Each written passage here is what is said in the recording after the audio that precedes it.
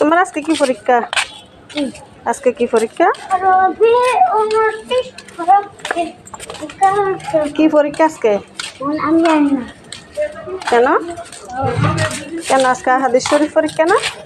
না কি